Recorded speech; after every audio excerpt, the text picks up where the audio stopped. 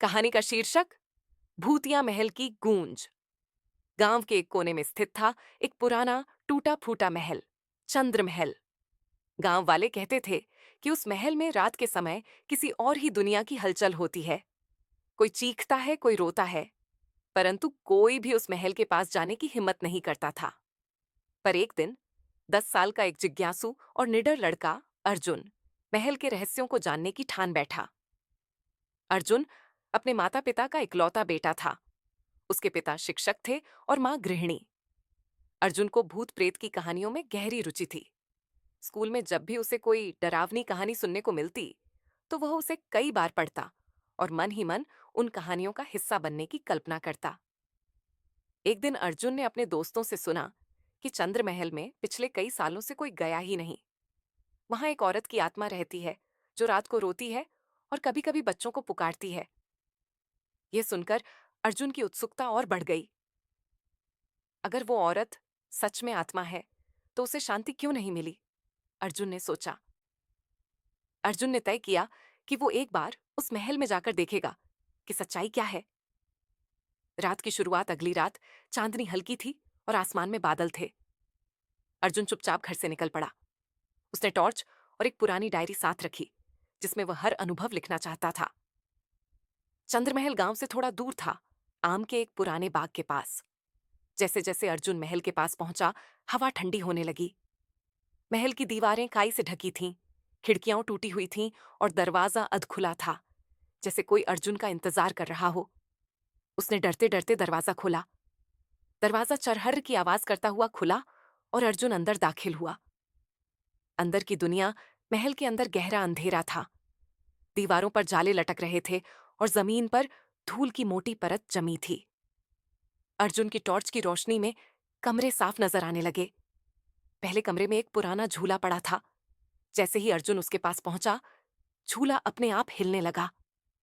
अर्जुन घबरा गया, पर उसने खुद को संभाला और बुदबुदाया, शायद हवा से हिल रहा हो। वो धीरे धीरे दूसरे कमरे की ओर बढ़ा।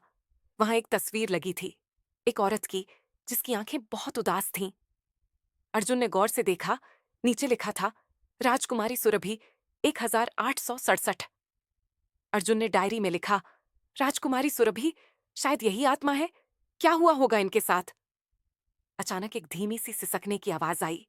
अर्जुन का दिल तेजी से धड़कने लगा। आवाजों ऊपर की सीढ़ियों से आ रही थी। भूत की गूंज अर्जुन ने टॉर्च कसकर पकड़ी और ऊपर चढ़ने लगा। सीढ़ियां चरमरा रही थीं।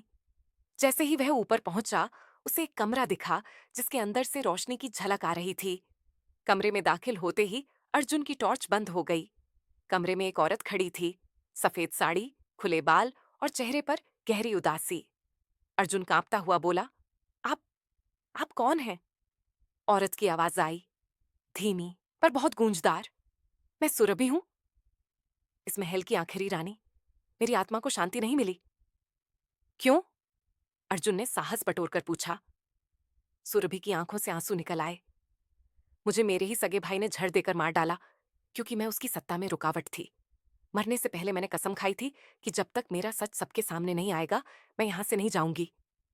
अर्जुन की आंखें भर आईं। मैं आपकी मदद करूंगा।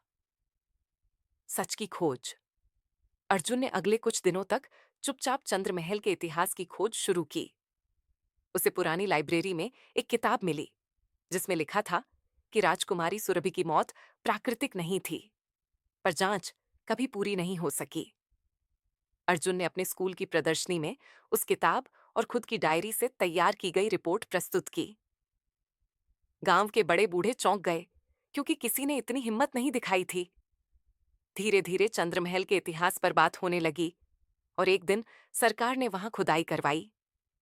एक पुराने संदूक में सूरभि की डायरी और जहर की बोतल मिली। सब कुछ साफ हो गया। मुक्ति अर्जुन उस रात फिर महल गया, उस कमरे में जहां सुरभि की आत्मा मिलती थी। राजकुमारी जी, अब सबको सच पता चल गया है। सुरभि मुस्कुराई। उसकी आंखों से एक आखिरी आंसू बहा और वह धीरे धीरे रोशनी में विलीन हो गई। धन्यवाद अर्जुन, एक अंतिम गूंज सुनाई दी। अर्जुन ने डायरी का आखिरी पन्ना